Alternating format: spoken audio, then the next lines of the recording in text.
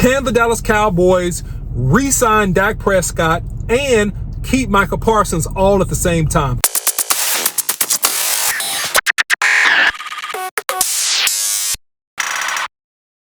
I'm going to talk about that and more in this video, but before I do, don't forget to hit the like, share, and subscribe button. Follow me, the OC100, on Twitter. Follow Boss Cowboy Sports on YouTube, Instagram, Facebook, and Twitter. Okay, so this last week has been a lot of rumblings about Micah Parsons and Dak Prescott, our quarterback. Can we keep both of these guys? Can we extend both of these guys? Can we afford both of these guys? And some people out there, their thoughts are no, we can't do it. Well, I'm going to give you guys my thoughts. I'm going to tell you exactly what it is and what it ain't in this situation. And so I don't want you guys, if you follow this channel, I don't want none of you guys to fall for the wee woo. I don't want none of you guys to fall for that. So I want to use this as an informative platform to give you guys just some foundational things about this whole scenario. And then I'll give you my thoughts at the end. Now, keep in mind, guys, if you talk about the Dallas salary cap, currently as it stands, and this is including the projected, let's say $4.9 million against the cap, these rookie contracts will cost the Cowboys. If you factor that in, right now, the Dallas Cowboys, with including the rookie signings, would be roughly around $12 million under the salary cap. As it stands right now. That's right, 12 million roughly under the salary cap. Oh, it gets better than that. Because we cut Ezekiel Elliott, who would have counted about 16 million against the cap. But when June 1st happens, we're going to get an additional cap relief because he was cut before June the 1st. So the Cowboys are going to pick up 10.9, almost another $11 million. For the cap space. So that would boost the Dallas cap space number up to around $22 million. And that's just this year without any other changes. So the Cowboys has plenty of chances to get better and make signings and splashes with that $22 million. Will they? I don't know. But the Cowboys got room to operate. All right. Dak was restructured, all right? And you had several guys on the team as well that was restructured. So let's start with Dak Prescott. But before we get into him exactly, let's look at the market so you guys can understand exactly what we're dealing with here. And I won't go too far. I'll just go ahead and stick with the top three guys because that is the area that the Cowboys have to target and actually exceed as it relates to Dak Prescott in terms of new money if we are going to retain his services. So the recently signed Lamar Jackson, quarterback for the Baltimore Ravens, he signs for 5 years, $260 million. And that's not the most important part. The most important part is this. These two numbers. He has a $185 million guarantee. His average per year is $52 million. All right, that's APY. Now, number two to him, a guy that was recently signed as well, division rival Jalen Hurts. He was signed to a 5-year, $255 million contract. His guarantee money is $179 million, okay? His average per year is right at $51 million, all right? So notice the pattern. All these guys are over $50 million. What is Dak's average right now? It's $40 million on his current deal. That's his average per year, okay? Let's take number three. Traded quarterback Aaron Rodgers. He has a 4-year, $200 million contract, which the average is a little bit more than $50 million, all right?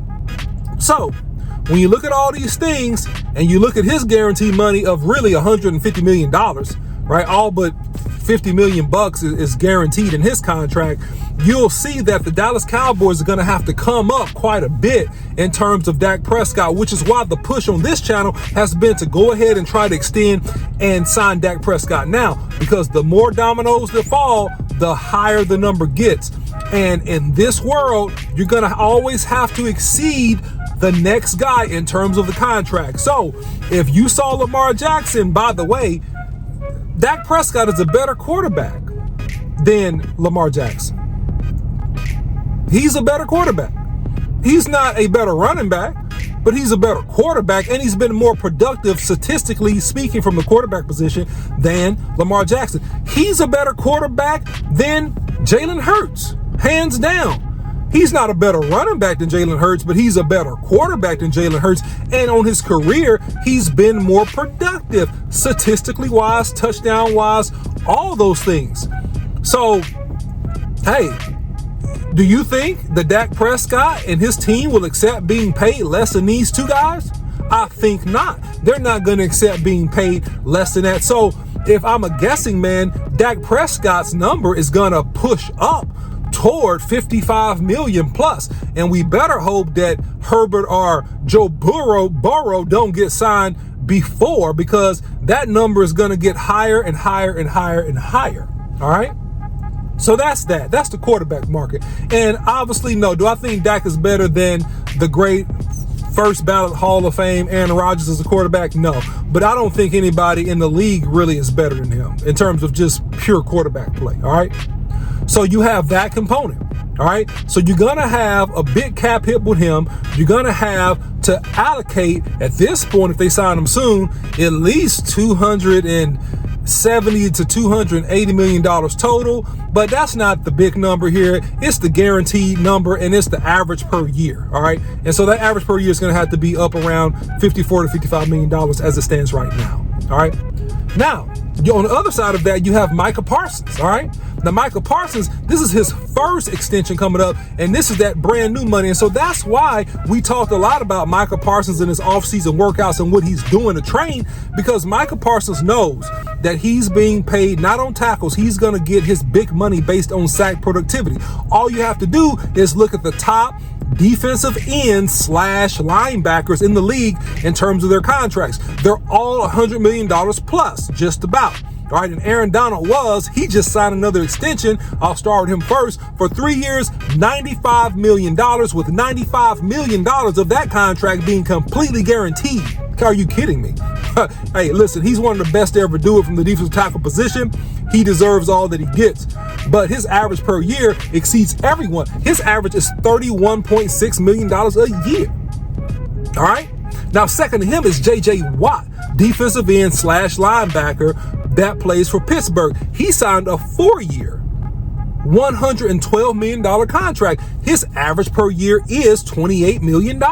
Beneath him is Joey Bosa, often injured, didn't really play a lot the last couple of years, but hey, doesn't matter. Has a 5-year, $135 million contract here. Average is $27 million a year. Beneath that is Myles Garrett, 5 years, $125 million. Average per year is $25 million a year. So you got to look at this whole thing here. So is Micah Parsons going to eclipse $100 million a year? Absolutely he is. He's going to have to, for you to retain his services. He's going to have to eclipse those numbers. So is he Aaron Donald in terms of getting 30 plus a year? I think his team is going to shoot for that they're going to shoot to exceed the average of Aaron Donald. That's what I think. I think if he's team friendly, he's going to fall between where J.J. Watt is at 28 and 31. Maybe he falls at 30. Probably he's going to fall at least at 32, 33 average per year. And he's going to have most of that contract guaranteed to retain his services. So it's a lot going on, and the Cowboys have to factor in. But the question of the day is, can the Cowboys do it? I say yes, because you can retain all your stars because A, you can restructure other players. B, the Cowboys have been so financially, fiscally responsible that, as I just explained, they're going to end up June 1st, they're going to be $22 million under the cap. The Cowboys are good finaglers. They know how to save money. 3, they're going to franchise tag somebody that's a valuable player that has a lower average, and they can do that, and they can save a lot of money doing it that way. All right. 3, you can spread out guaranteed money based upon the contracts and how you structure the deals. You can give a lot of money, but you can spread that money out. You can kick money down the road. You always can restructure, kick money down the road, and the Cowboys are great at drafting. So that's how the Cowboys are going to do this, being great at drafting and getting productivity out of their draft picks so they don't have to spend money, because they're not going to do it anyway, on high value, high dollar free agents, so that they can keep guys underneath rookie deals as long as possible, okay? And have that productivity at a cheap level, a high productivity player at a cheap level. So that's what the Dallas Cowboys are going to do.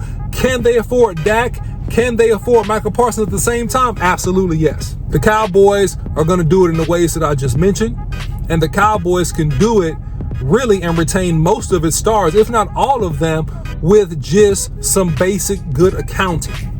All right, so don't fall for the myth of the salary cap and we're going to bust the salary cap and they can't do it. That's a bunch of wee woo, or we say nonsense, all right, on this channel if you're watching this video for the first time. All right, so look, follow Boss Cowboy Sports on YouTube, Instagram, Facebook, and Twitter. You can follow me, the OC100, on Twitter. Let me know your comments below. Let me know what you think. Do you agree with this? Can the Cowboys keep Dak Prescott and Micah Parsons at the same time? Let me know your thoughts below. Until next time, salute.